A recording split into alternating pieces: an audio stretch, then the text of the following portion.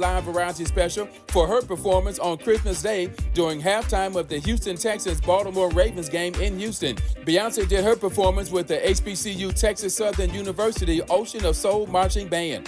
The Emmy Awards show is September 14th, 5 p.m. Pacific time on CBS. Major League Baseball honored Hank Aaron last night during the All-Star game in Atlanta. Aaron passed Babe Ruth in 1974 to become, at that time, baseball's all-time home run leader. No debates, no speculation, just the info you need. That's your KBLA Sports Minute. I'm Ray Richardson on KBLA Talk 1580.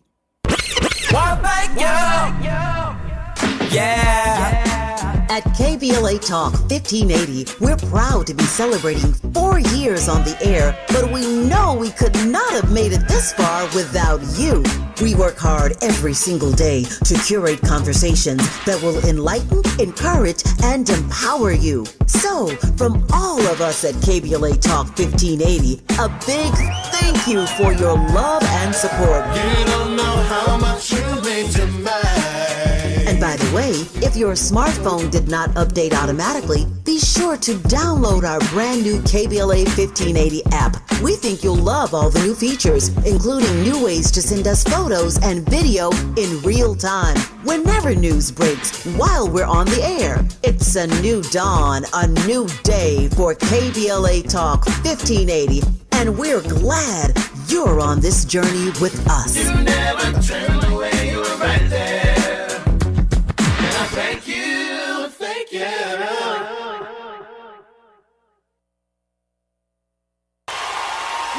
2, 3, go!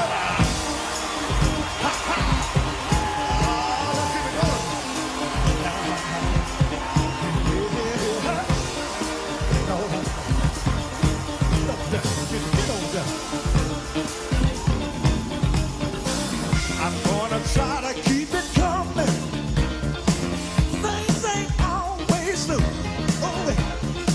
But I'll be alright as long as I can find the good. Yes, I will. Somehow I know that I can make it. You seem to like my style. Don't you worry, I'm gonna be around a while. Yes, I will. I'm just happy to see you talk to me.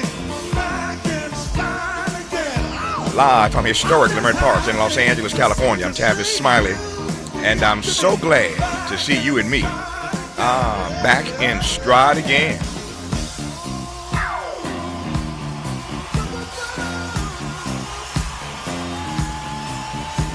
Before we get started with today's show, let me invite you to follow me on Facebook and Instagram at The Real Tavis Smiley, and get updates on X, that's formerly Twitter, at Tavis Smiley. By the way, should you miss any part of today's program or want to catch up on previous shows, you can always visit thetavisSmileyShow.com. That's thetavisSmileyShow.com, or wherever you get your podcast, and listen to the Tavis Smiley podcast version of this live program at your leisure. Another great show on tap for you today. In our second hour, 2 conversations. Up first, Chief Chuck Hoskin Jr. from the Cherokee Nation is back with an update on their slavery task force. I expect I'll also ask him about the impact of the Jobs Corps shutdown, which is paused, at least for the moment. On the B side of hour 2, economist, professor, and director of the Samuel Du Bois Cook Center on Social Equity at Duke University, William Sandy Darity, is also back to give us his take on the big ugly tax bill and the impact of other Trump policies on America's growing wealth inequality index. Should be a great second hour. In our third hour, Robin Givhan is a Pulitzer Prize-winning writer and former fashion editor.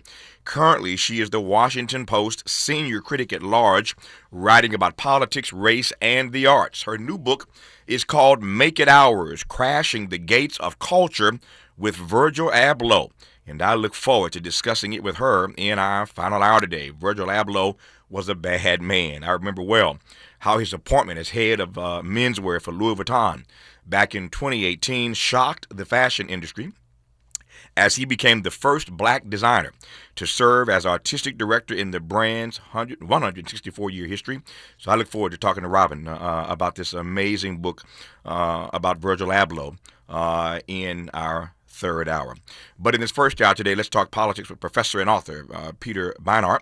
Peter is editor-at-large for Jewish Currents and author of the new book, Being Jewish After the Destruction of Gaza, A Reckoning. Once again, being Jewish after the destruction of Gaza, a reckoning. So we'll certainly talk about that and a great deal more, I hope, in this first hour. Peter, good to have you in the program. How are you today, sir? Well, thank you. Let me ask you real quick. I should have asked this question before I came on the air. Do you have the book in front of you? You have a copy near you? I think yes. Here you go. This is what it looks like. Can you grab it right quick? Yeah. Can you see it? I got it right here. Oh, yeah, I can't see you right from where I'm sitting right now. So here's why I asked that question. I wonder if you might do me the favor of reading just the back of the book. It's a powerful piece that the publisher decided to put on the back of the book. But as I say all the time, it's great when a book title tells you exactly what you're going to get. But the back of this book, the blurb, is pretty powerful. So I wonder if you might start our conversation off, if you will, sir, and honor me by just reading the back of the book.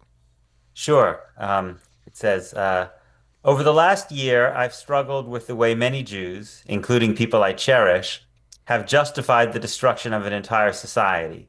This book is about the stories Jews tell ourselves that blind us to Palestinian suffering. It's about how we came to value a state, Israel, above the lives of all the people who live under its control. And it's about why I believe that Palestinian liberation means Jewish liberation as well. My hope is that even people who disagree fervently with my arguments will feel that it was written in a spirit of Jewish solidarity and love, and that in some small way it might contribute to the struggle for Palestinian freedom, while also opening up a conversation within the Jewish communities and families ruptured by this horrifying war. As the audience can hear and feel, it's a powerful piece about what is inside this book. I want to just ask 2 or 3 questions at the outset of this conversation based on what you've read now, and we'll jump from there. When you write that this book is about the stories Jews tell ourselves that blind us to Palestinian that is, suffering, just unpack that one sentence for me. Sure. So we as Jews have a history of terrible suffering and oppression ourselves. For a very, very long time in Christian Europe, Jews were kind of like the other, the group of people who were oppressed, subjugated, discriminated against, culminating in the destruction of 2/3 of the Jews of Europe in the Holocaust by the Nazis. And that's real. That kind of lives with us in the stories that we all tell our parents tell their children. Mm-hmm. But the problem is when you think that because we were victims in the past in one particular place, that we are always locked in that role. So that when you look at Israel and Palestine, you see it as a kind of replaying of this story of European anti-Semitism or even of the Holocaust.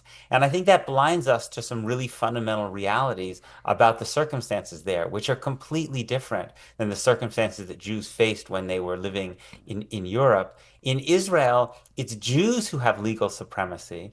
Jews have citizenship and the right to vote and free movement. It's Palestinians who live under a condition that even Israel's own human rights organizations have called apartheid. And so if you think that Jews are always the victims in every story, then it blinds you to the things that we are doing to Palestinians, and it prevents us from understanding Palestinians as human beings who are responding not because they're internal anti-Semites, like just the reincarnation of the Nazis. They're human beings who have been brutally oppressed by the Israeli state, who were made refugees by the Zionist movement and the Israeli state. And unless you understand that, you're not going to be able to create greater security and peace and freedom for everybody. So there are 3 sentences in what Peter Beinart read at the outset of this conversation that I want him to unpack. We just unpacked the first sentence.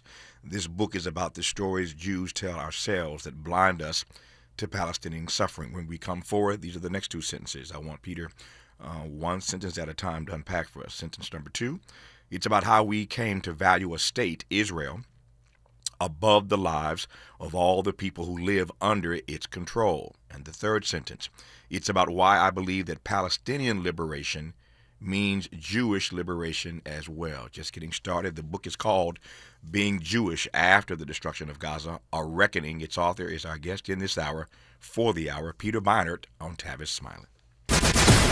Generous listening. Charitable listening. It's why everybody wants to talk to Tavis. The conversation continues when we come forward.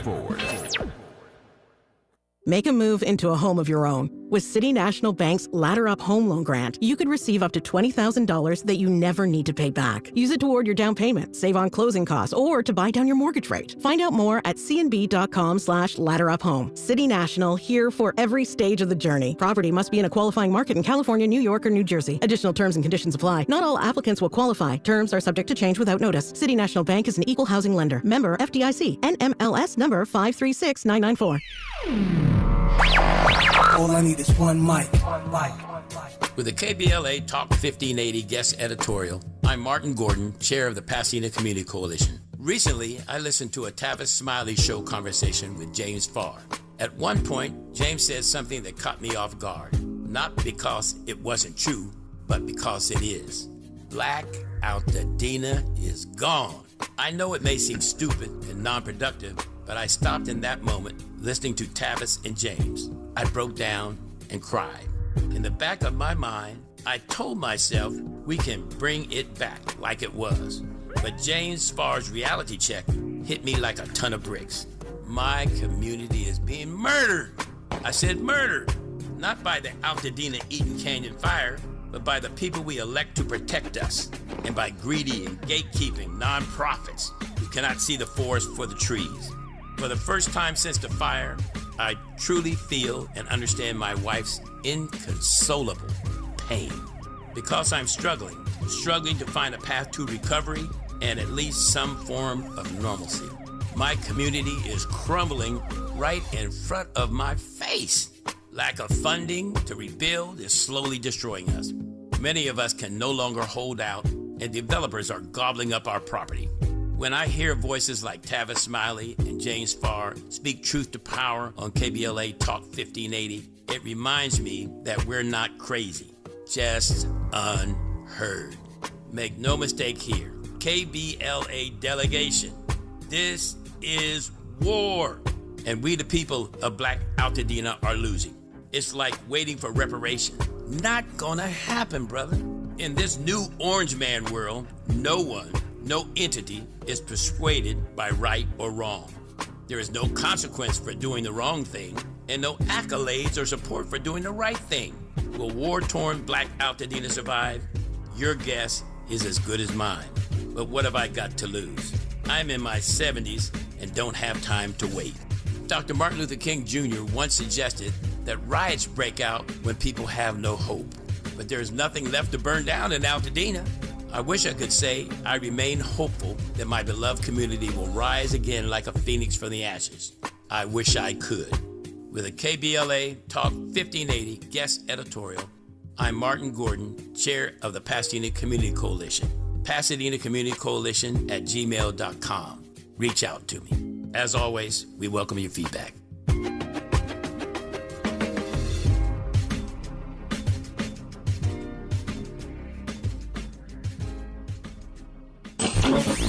Freedom is an endless meeting. So let's get back to it with Tavis Smiley. There is some other news I hope to get to perhaps later in this hour with Peter Beinart and check his temperature on a few things that are happening in the news today. But I certainly wanted to start this hour off talking about his new book. It's called Being Jewish After the Destruction of Gaza, A Reckoning. He is editor-at-large for Jewish Currents and a professor of journalism at CUNY in New York City, of course. And delighted to have him on the program in this first hour. In case you've just tuned in, I asked Peter at the start of this hour, about 15, 16 minutes ago, to read a pretty powerful blurb on the back of this text. He read it, and I'm in the midst of sort of interrogating or giving him a chance to expound on what he read. The first sentence in what he read that I asked him to extrapolate on was, this book is about the stories Jews tell ourselves that blind us to Palestinian suffering. He's already addressed that. Here's my second sentence, Peter. It's about how we came to value a state, Israel, above the lives of all the people who live under its control. Talk to me. So I'm an observant Jew. I do my best to live according to Jewish law and the principles in Torah. And the way I read that tradition is that states have no inherent value. The state of Israel, the state of America, no state, because states are not created in the image of God. Abraham Joshua Heschel said that the only thing created in the image of God is the human being, every human being. So states are just instruments. They can protect human life or they can destroy human life. And the measure of a state is always the lives and dignity of the people under its control. And so when I evaluate Israel, I say, how are all the people under Israeli control, half of whom are Palestinian, how are they doing? And they're being destroyed. Right? There's something going on that even many Israeli-born scholars now call a genocide, along with Amnesty International. So to me, they are the ones who have the inherent right to exist, not the state. When a state is destroying its people, the state needs to be reimagined. We need a different kind of state. Just as the United States, we have tried at various points in our history to reimagine the nature of this state so it will better honor the dignity of the people under its control. But so often in kind of mainstream Jewish discourse, it's the reverse. The state is sacrosanct. The question is always, does Israel have the right to exist as a Jewish state? To me, the question is, do Palestinian children in Gaza, along with Jewish children, do they have the right to exist? And if the answer to that question is yes, then in fact, one has to reconsider the nature of a state that's doing these things.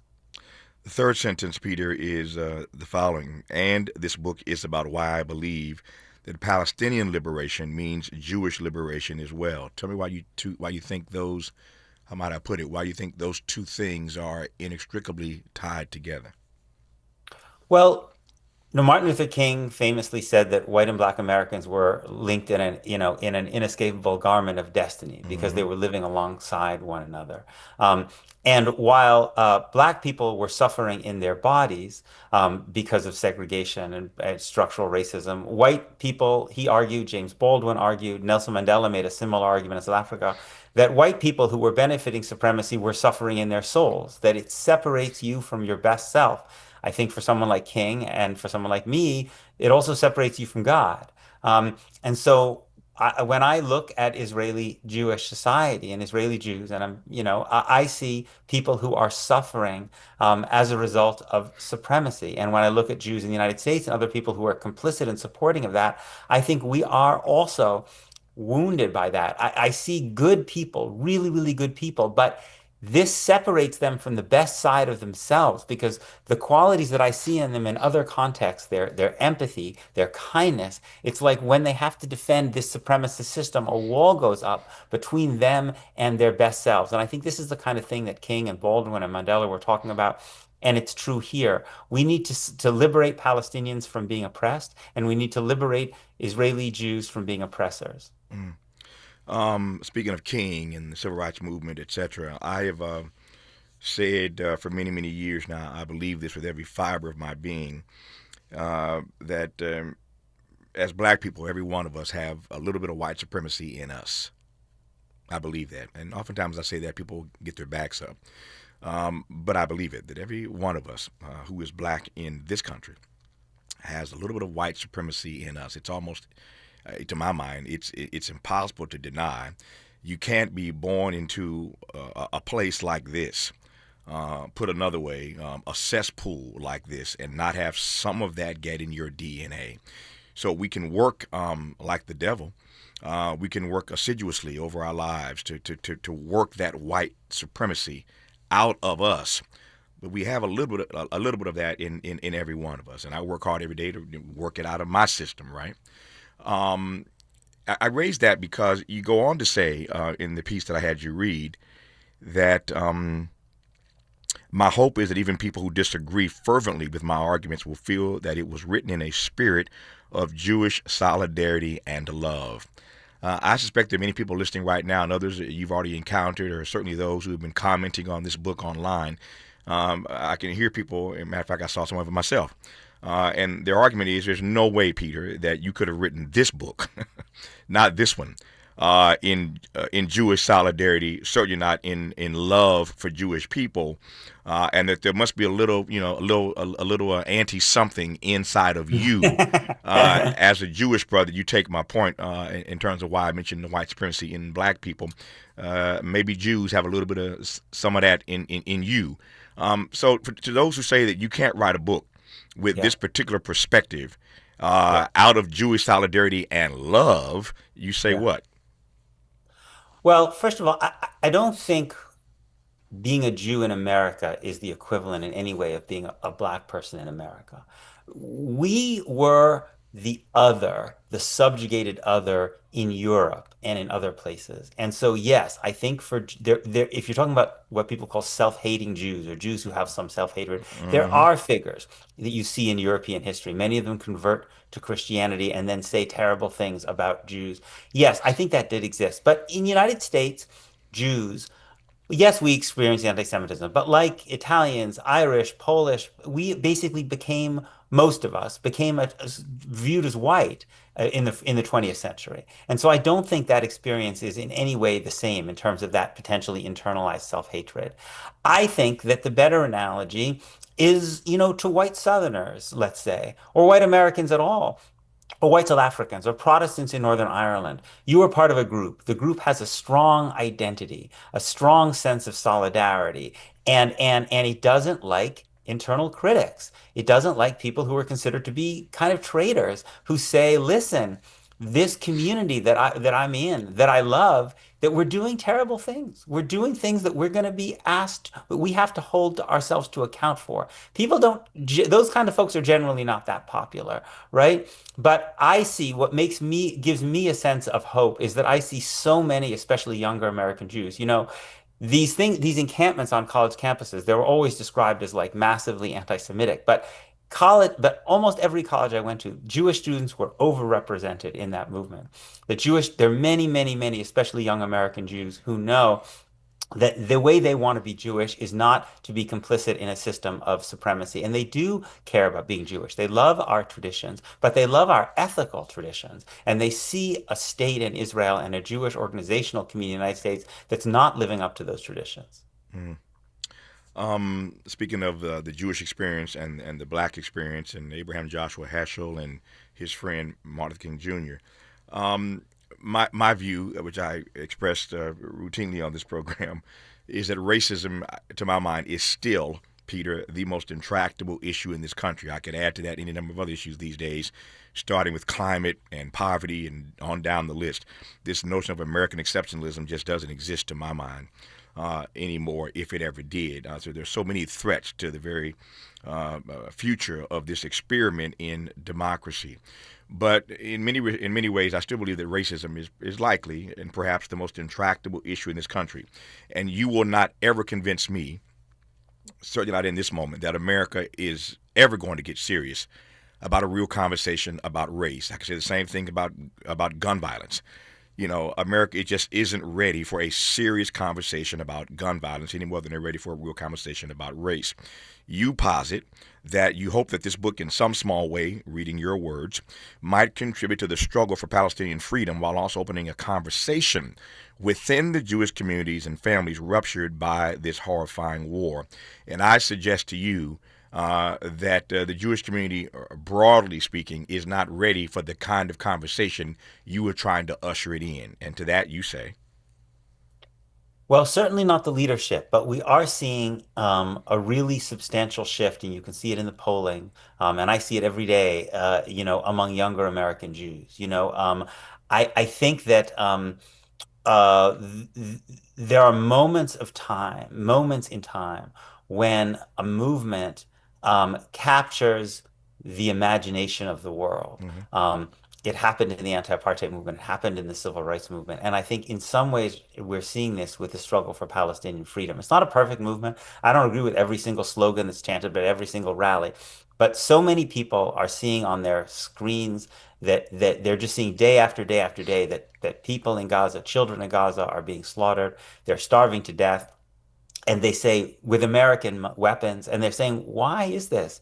We have so many things that we need to be spending our money on here. Why are we doing this? And there are many, especially younger Jews who feel that same way. And so I think I also wanted to, I think there's an important connection to the racism question here, and I entirely agree with you about that. The American Jewish community, much of it, was able to play a positive role in the civil rights movement, the struggle for American freedom, to move America towards becoming a multiracial liberal democracy, and now we're moving back away from that. And one of the things that really worries me is that this intense focus on Israel and defending Israel at all costs is actually leading some of the most powerful American Jewish organizations like AIPAC to essentially be in alliance with Donald Trump. So unlike folks like Heschel and the American Jewish Committee and the American Jewish Congress, which were involved in the Brown versus Board of Education decision, a lot of the civil rights litigation, we now have an organized American Jewish community that is not fighting for democracy here, is not fighting against structural racism and for multiracial liberal democracy here, because it basically will ally with anyone who offers to unconditionally support Israel. This raises a question in my mind. Wait, let me just ask it anyway. I take the point you just made now that the Jewish leadership is not moving in ways that it did during the civil rights era. I take that point, but that point notwithstanding, maybe there's an answer here. Maybe there's something to drill down into. Why do you think the Jewish community got it then, certainly Jewish leadership? Why did Jewish leadership get it then vis-a-vis black people, but don't get it today vis-a-vis Palestinians? That's a great question. I think in the 1950s and 60s, many American Jews, again, not all, there were plenty of American Jews, especially in the South, who also supported segregation, but many American Jews saw that if black people succeeded in moving towards greater freedom, it would also help Jews to become fully first-class citizens. The civil rights movement was one of the best things that ever happened to American Jews. It's not a coincidence that the quotas at Ivy League universities and at fancy law firms and other things, that they basically came down in the 1960s and were gone by the 70s, by the time the Civil Rights and Voting Rights Act had passed. I think the problem is that after the civil rights movement, elements on the left, among Black Americans like SNCC and Malcolm X and the Black Panthers, but also around the entire world, started to look at Israel and raise really tough questions about Israel, about what Israel was doing to the Palestinians. And so there was, in a way, that the Jewish commitment to equality was put in conflict with the idea that we needed Israel to be safe. And I think what happened was the organized community moved towards focusing on defending Israel from any criticism, which I think was a betrayal of the values that American Jews, some of them like Heschel, supported in the civil rights movement. It doesn't make sense to support equality in America and to say that everyone should be treated equally under the law in America, regardless of your race, religion, and ethnicity. But then to say you should have two legal systems in Israel, one for Jews and one for Palestinians, it's just morally incoherent. I've got a few more questions for Peter Beinart about his new book. Once again, it's called Being Jewish After the Destruction of Gaza, A Reckoning. I haven't gotten to the reckoning part as yet. I note that tomorrow, we'll talk about it on tomorrow's program, I note that tomorrow is the 5th anniversary of the death of the great civil rights hero, John Lewis, who was famous for that phrase, good trouble. Find some good trouble. I note that there are any number of good trouble protests that are planned all across the nation tomorrow on the 5th anniversary of the passing of the late, great John Lewis. I only raise that in part to tell you that we'll talk about it tomorrow, but also to make this point that Peter Beinart has gotten himself in some good trouble. We'll talk more about it when we come forward on Tavis Smiley. Why does Tavis say, when we come forward? Because he's not going back. And you don't have to go back either. Forward ever, backward never. More of Tavis Smiley when we come forward. Forward.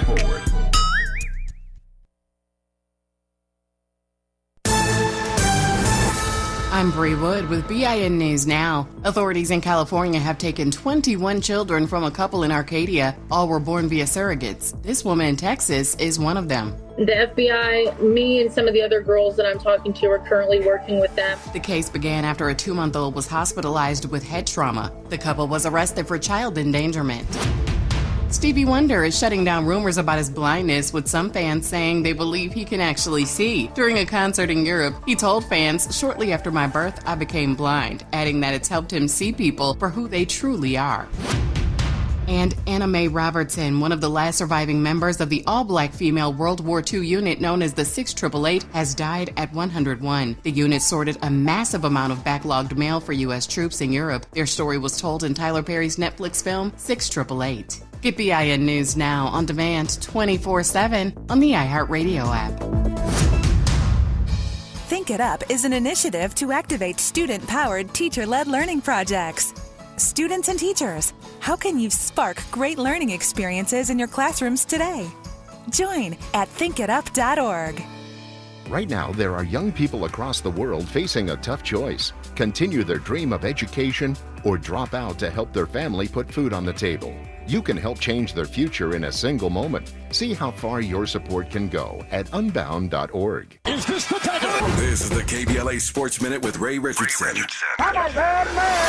Kendrick Lamar and Beyonce have been nominated for Emmy Awards for their halftime performances at NFL games. Lamar has 4 nominations for his halftime performance at last season's Super Bowl in New Orleans. The Compton native was nominated for Outstanding Live Variety Special, Outstanding Directing for a Variety Special, Outstanding Music Directing, and Outstanding Choreography. Beyonce was also nominated for Outstanding Live Variety Special for her performance on Christmas Day during halftime of the Houston Texans Baltimore Ravens game in Houston. Beyonce did her performance with the HBCU Texas Southern University Ocean of Soul Marching Band.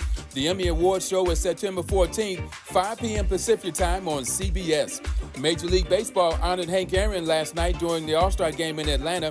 Aaron passed Babe Ruth in 1974 to become, at that time, baseball's all-time home run leader. No debates, no speculation, just the info you need. That's your KBLA Sports Minute. I'm Ray Richardson on KBLA Talk 1580. Break out the champagne. Everybody get a glass. Tavis Smiley is now ranked number 16 nationally and the highest rated talk show hosted by an African American on the 2025 Talkers Heavy 100 list of the most important talk radio hosts in the nation. Last year, Tavis ranked number 33 and the year before, number 45. The Tavis Smiley Show has rapidly expanded its national syndication to now include nearly 50 radio stations across the country and counting. Congratulations, Tavis. Yeah.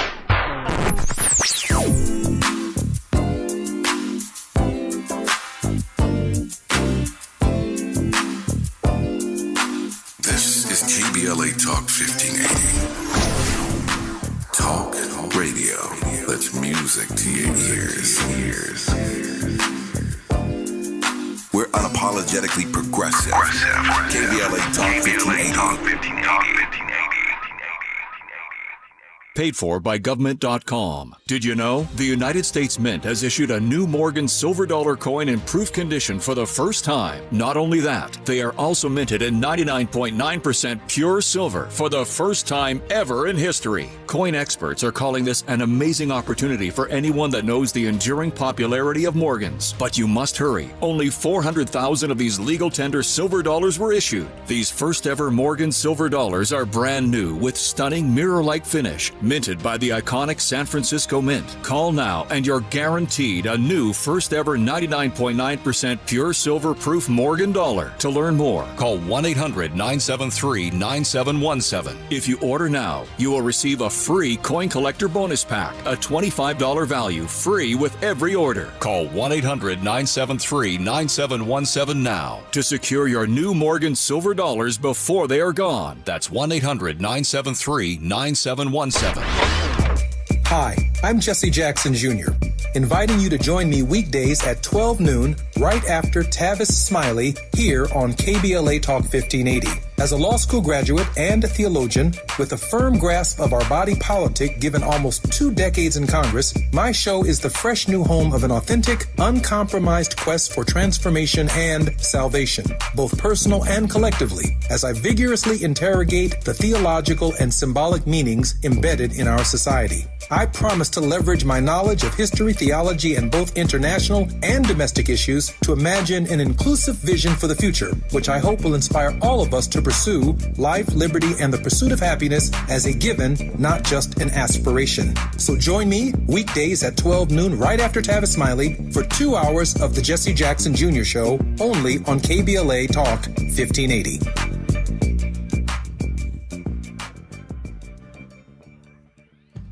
An official message from Medicare.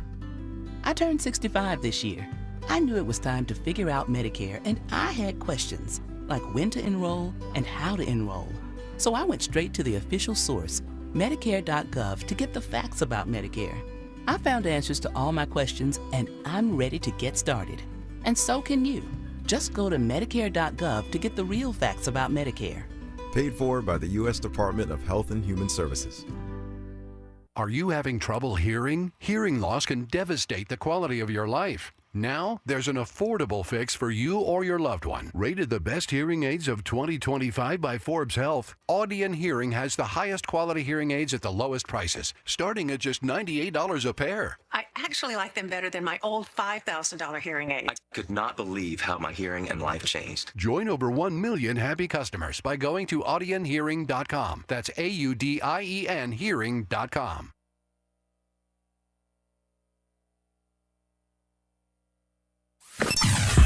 Sometimes he fails at fitting in. But we're okay with that. You're inside the Tavis Smiley Show. You are indeed with the editor-at-large for Jewish Currents, Professor CUNY, journalism professor in New York City, of course, and author of the new book, Being Jewish After the Destruction of Gaza, A Reckoning, Peter Beinart. The author of this book is our guest in this hour. Once again, the book is called Being Jewish After the Destruction of Gaza, A Reckoning. Peter, when you've done this as long as I've done it on radio and television for decades now, you're engaged in a whole lot of conversations, more frankly than I can count at this point in my career. I've interviewed so many people I can't even recall. Sometimes half the folk I've interviewed over 30 plus years of doing this now, and yet there are some conversations that I've had and some that I continue to have even perennially that I think are defining conversations of our time. There are 3 or 4 that come to mind right now, but I would certainly put in this moment this conversation as one of the defining conversations of this moment. If I'm right about that, how do you process that? This conversation is really that important that it is and will be seen years from now as a defining conversation of this era. I think so. This is one of these moments when America, the story that America wants to tell about itself, about what it does around the world, comes into very violent collision with what America is actually doing. You mentioned Rabbi Abraham Joshua Heschel, who famously marched in Selma with Dr. King. Mm-hmm. Heschel said that during Vietnam, he could not pray. He could not open the Jewish prayer book without seeing images of children burning from napalm in his mind's eye when he tried to pray. And today, Gaza, which is a small area, it's only 2 million people. It's made up mostly of families of refugees who were expelled from their homes in Israel in 1948. It was considered unlivable by the United Nations before October 7th, before this destruction. Now, in this place of 2 million people, there are more child amputees than any other place on earth. There's an estimate recently by a British academic that 4% of the people of Gaza have been killed. This is a higher percentage than in any conflict since the 21st century. And this is not happening in some country that America has nothing to do with or that we have sanctions on. These are our weapons. When these children their limbs are blown off, when these are our weapons, it's your and my taxpayer money that's doing this. And when people try to hold Israel to account, at the International Criminal Court, at the International Court of Justice, the United States attacks, literally, puts sanctions on the people who are trying to enforce these international laws. And so I think this is a reckoning about what kind of country we are and what kind of world we want to live in. And I really hope that the kinds of Americans who stood up in the 1960s for civil rights against Vietnam, who stood up against apartheid, that those kind of Americans will stand up today and say, this is wrong, and that we believe that America should be on the side of human freedom. Mm-hmm. Speaking of this being one of the defining conversations of this particular era, this historical era, I saw a piece you wrote not long ago, Peter. The title, as I recall, was Democrats Need to Understand that Opinions on Israel Are Changing Fast. Democrats need to understand that opinions on Israel are changing fast. I understand why that was the title given the piece. I'll let you unpack it here very quickly. But I raise it only because why is it that just Democrats need to understand that? It seems to me, and again, I understand the frame you were in then, Yes. but I'm trying to expand that frame for this conversation about why all of us need to understand that opinions on Israel in this country really are changing rather fast. Yes. I mean, I said Democrats because it was in the wake of Zoran Mamdani's victory in the That's right. Democratic primary for mayor. And I was saying that the Democrats who are thinking about running for president in 2028, if they're, if they're still taking this position that they believe in they oppose Trumpism because they oppose racism in America and they believe in equality under the law here, but they're going to unconditionally support Israel when it's been called an apartheid state by Human Rights Watch, Amnesty International, its own human rights organizations, and now been accused. Now Amnesty says it's committing genocide. The larger and larger share of Americans say this is just not morally consistent. And I don't. There were a whole group of senators who met with Benjamin Netanyahu when he came to Washington last week, including some who think they're going to run for president. Benjamin Netanyahu has been indicted as a war criminal now by the International Criminal Court. And I suspect, given the shift that we're seeing culturally in public opinion, that those Democrats are going to have a very difficult time explaining to Democratic voters why they were meeting with an indicted war criminal. And yes, but it's broader than Democrats. There's a big shift among Republicans too. The dynamics among Republicans are more complicated because there is more anti-Semitism on the kind of white nationalist right, and some of those people don't like Israel now very much. And I'm glad they have their criticisms, but unfortunately, on the white nationalist right, some of them have a problem with Jews as well. But on the left, among the Democratic Party, is where I think there are people who have a commitment to the principle of human equality, and that's what they should be fighting for in Israel-Palestine. Each of us, every person listening to me right now, wherever they are, from California to the Carolinas, listening to this syndicated program, every one of us is living a life and leaving a legacy. Some of us are more actively engaged in the kind of legacy we want to leave. I said to somebody not long ago, to a group of people not long ago, that each of us essentially writes our own eulogy by the lives that we live. Yes. If you want people to say X, Y, and Z about you at your funeral, then you ought to do X, Y, and Z while you're living. So we're living lives and we're leaving legacies. I raise that to ask, and none of us has a crystal ball. I do not. Maybe Peter Beinart does, but I don't. I am fascinated, though, given your read of this moment and this defining conversation of this historic era, how you think history is going to regard or not one Benjamin Netanyahu. So one of the things that I'm conscious of, and this is one of the things in particular that the great writer, my friend Ta-Nehisi Coates often mentions, is it would be nice to believe that the arc of history always bends towards justice and that people who are on the right side are always vindicated in history. It's not always the case. I mean, look at what happened to Native Americans in this country, right? All of these people who struggled and to prevent the destruction of Native Americans here, many of them have been forgotten by history, tragically. So I don't know. Maybe Benjamin Netanyahu will be on the side of the winners, and he will never be held to account for what this man has done.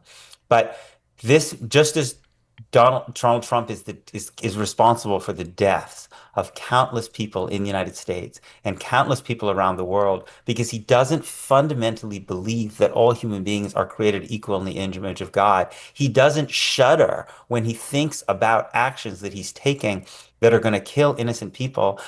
Tragically, Benjamin Netanyahu does not either. He has taken action against more, for years and years and years and years now. He has destroyed the possibility of Palestinians having their own state.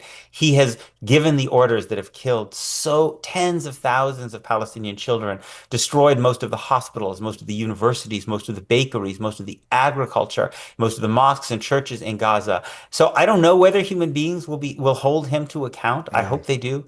But I believe, maybe I'm naive. I believe in a just God who does hold people to account for how they treat the human beings that are created in God's image. To your point about that ark, that quote from Dr. King, this audience knows that I regard Dr. King as the greatest American this country's ever produced. I say it all the time. He is, to my mind, the greatest American we have ever produced.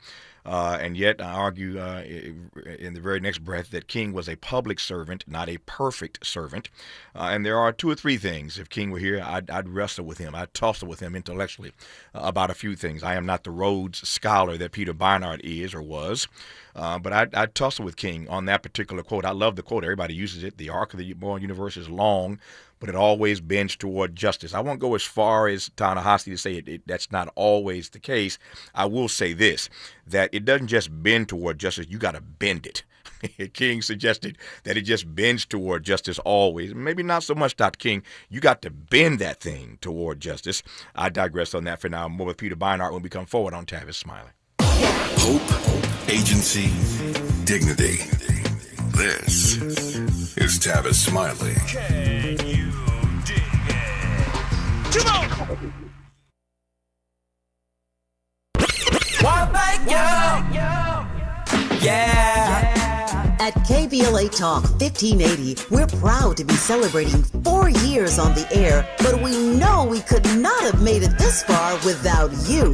We work hard every single day to curate conversations that will enlighten, encourage, and empower you. So, from all of us at KBLA Talk 1580, a big thank you for your love and support. You don't know how much you mean to me. And by the way, if your smartphone did not update automatically, be sure to download our brand new KBLA 1580 app. We think you'll love all the new features, including new ways to send us photos and video in real time, whenever news breaks, while we're on the air. It's a new dawn, a new day for KBLA Talk 1580, and we're glad you're on this journey with us. You never turned away, you were right there. Thank you, thank you. We asked seniors how to prevent Medicare scams. My best advice, if you get a phone call, do not talk to the person. These people are well trained. Don't talk to them. They don't know me. They're just trying to scam me. Don't be fooled. Hang up. Just hang up. Never give out your Medicare number. They're going to get your number to put in a false claim. If I get a call from someone, I don't pick up the phone. And should I pick up the phone and they ask for information, then I hang up. How do you detect Medicare fraud? Just like I check my credit card statements, I check my Medicare statements monthly. Scammers can get a hold of your number, order medical devices through your account, and you're not even going to know about it if you don't look at your statement. Check your statement every month. If you get your statement and you see something that you know you did not have done, you report it. Call your senior Medicare Patrol. To report Medicare fraud, call the Senior Medicare Patrol at 855-613-7080. Are you having trouble hearing? Hearing loss can devastate the quality of your life. Now, there's an affordable fix for you or your loved one. Rated the best hearing aids of 2025 by Forbes Health, Audion Hearing has the highest quality hearing aids at the lowest prices, starting at just $98 a pair. I actually like them better than my old $5,000 hearing aid. I could not believe how my hearing and life changed. Join over 1 million happy customers by going to audionhearing.com. That's AUDIEN hearing.com. This is Joe Cordell of Cordell & Cordell. Serving in the military requires great sacrifices, not just for one's country, but also for one's family. Not surprisingly, divorce for soldiers is especially difficult, and it raises a number of challenges that are peculiar to military divorce, things such as deployments, relocation, retirement benefits. These issues can be complicated. So if you're a soldier facing such challenges, go to CordellCordell.com. 1455 Frazee, San Diego. CordellCordell.com. He's a paradigm pioneer and the top-rated African-American talk show host in the nation, according to Talkers Magazine. You're tapped in with Tavis Smiley right now. Tavis Smiley and Peter Beinart. His new book is called Being Jewish After the Destruction of Gaza, A Reckoning. And I want to go there right quick. I get just a couple minutes here now. When we come forward in my remaining moments with Peter, I do want to ask him about this breaking news. Donald Trump is on Truth Social going in. or going off, pick your term, going in, going off on these MAGA supporters over this Jeffrey Epstein situation. It's getting uglier literally by the day, by the hour, and he has gone on Truth Social and says, I don't want the support of any of these MAGA folk who are on me now about Epstein. That's a paraphrase. But he literally has lost it to the point now he's telling his MAGA supporters, I don't need or want your support anymore. That's how ugly. Google it for yourself. It's breaking news right now. He has gone in on his own MAGA supporters saying, I don't need you and I don't want you. I'm in the White House now. So it's getting ugly. We'll let Peter sound off on that in just a second here. I want to get to that before I lose him at the top of the hour. But Peter, in the 2 minutes I have here right quick, just say a word about the reckoning part of this title. So I think that we as Jews, and in a different way, Americans as a whole, we as Jews have to reckon with how a state that speaks in our name has done this. The destruction of an entire society, something that's been now called genocide by even some of Israel's own leading scholars of genocide. And I think that just as white Southerners, I think, had to reckon with and white Americans in general, and still have to reckon with our history of racism, and white South Africans did in a very different way Nazi Germans had to. After there has to be a moral accounting, and this my book was some small effort to try to think about what that moral accounting might look like. It is more than a small effort, and it is raising all kinds of conversation all across the country, as you might imagine. And the thing about it is, I'm holding the book in my hand. Of course, it didn't take me long to read it.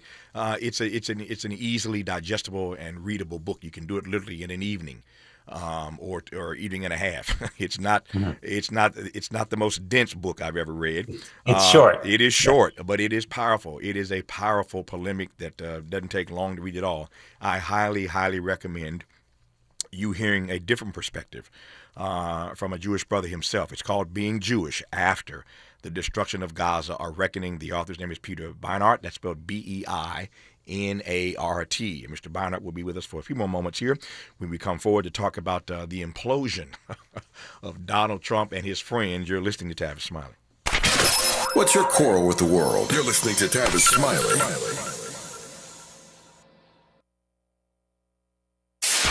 KBLA Talk 1580. We've got a lot to talk about.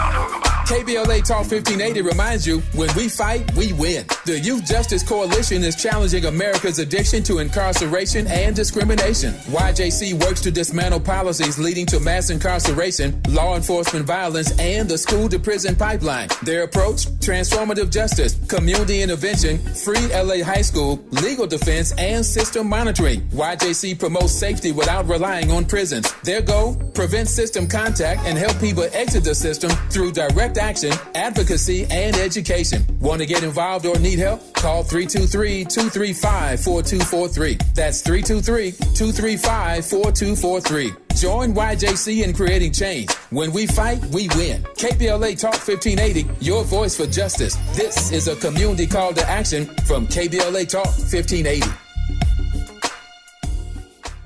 Hey there, Los Angeles. This is James Lucky Jr., publisher and editor of Los Angeles News Observer. Are you hungry for news that matters to you in the African-American communities of Los Angeles? Well, buckle up, because we got the scoop you've been craving. Stay in the know and never miss a beat with our free weekly publications conveniently available near you. Or hop on the digital wave and become an exclusive subscriber at OGNSC.com. Don't forget to join the party on Instagram and Twitter at OGNSCINC for behind-the-scenes access and sizzling updates. No more FOMO. Let's stay informed, connected, and empowered together.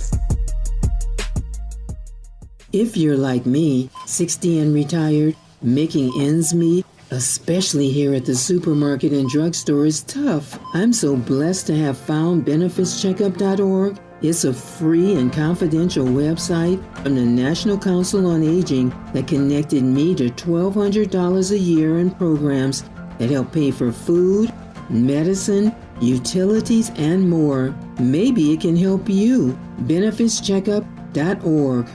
You know where you want to go in life, and City National Bank can help. City National knows the dedication it takes to build your vision for the future into a reality, and our team is here for you. We have a wide range of options to help, from personal savings accounts to interest-bearing money market savings accounts and more, all designed to help you get where you want to go. City National, here for every stage of the journey. Learn more at cnb.com. City National Bank is a subsidiary of Royal Bank of Canada. Member FDIC.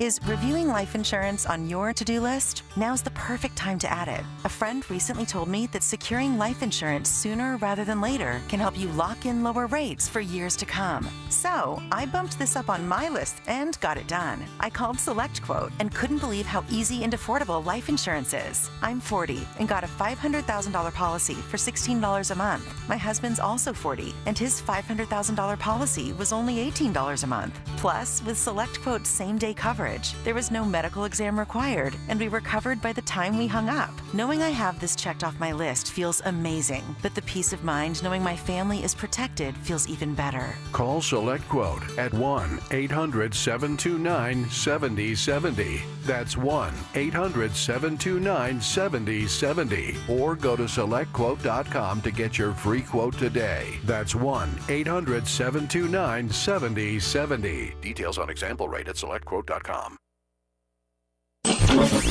Freedom is an endless meeting. So let's get back to it with Tavis Smiley. Tavis Smiley and Peter Beinart. His book, once again, is called Being Jewish After the Destruction of Gaza, A Reckoning. We spent the better part of this hour talking about it.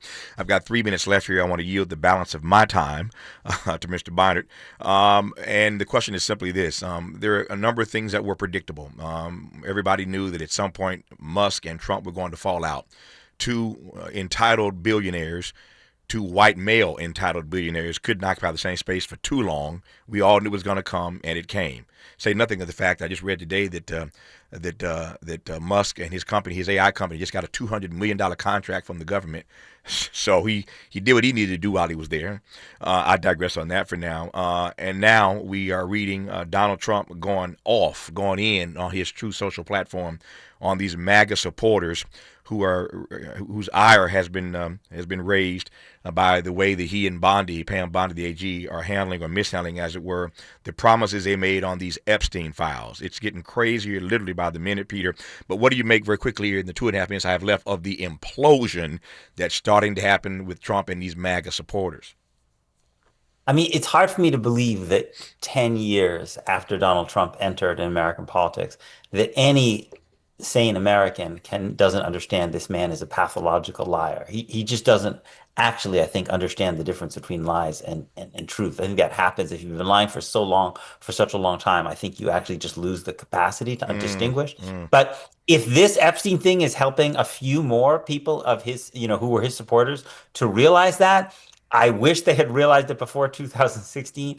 I wish they had realized it before 2024, but better late than never, because we need as many people as possible to help this man to prevent this man from utterly destroying the United States. Yeah, speaking of a reckoning, the subtitle of your text, I said on this program, I guess a day or two ago, when this thing was starting to brew, and I feel even more strongly about this now. I'm with you, Peter, in that anything that can get them to see the light, so be it. I believe that people wake up for one of two reasons. Either they wake up because they feel the heat or they see the light. You feel the heat or you see the light. Eventually you wake up. What's problematic for me, though, is that this is the thing that got your attention. I know. Crazy. Not babies who are losing, SNAP benefits, not poor people and older people being pushed off of Medicaid, not et cetera, et cetera, et cetera. But this is the thing that's got you upset? I know. It's crazy, right? Because, I mean, this is the thing. It's so hard. Adam Serwer wrote this famous essay called The Cruelty is the Point. Yeah. The truth is that a lot of Americans kind of like Donald Trump's cruelty, as long as they didn't really think it was directed at them. But this has somehow punctured the bubble. And I mean, at least it's something. Yep. At least it's something. I'll leave it there. The book is called Being Jewish After the Destruction of Gaza, A Reckoning. The author of that book has been our guest in this hour, and what a great way to start today's show. Peter, thank you for your work, your witness, your honesty, your candor, your transparency, and your courage. Delighted to have had you on this program, my friend. All the best to you. It's been an honor. Thank you. Honor was all mine. More of Tavis Smiley when we come forward.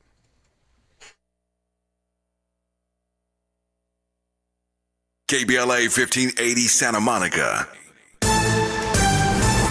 I'm Bree Wood with BIN News Now. Authorities in California have taken 21 children from a couple in Arcadia. All were born via surrogates. This woman in Texas is one of them. The FBI, me and some of the other girls that I'm talking to are currently working with them. The case began after a 2-month-old was hospitalized with head trauma. The couple was arrested for child endangerment. Stevie Wonder is shutting down rumors about his blindness, with some fans saying they believe he can actually see. During a concert in Europe, he told fans, "Shortly after my birth, I became blind," adding that it's helped him see people for who they truly are.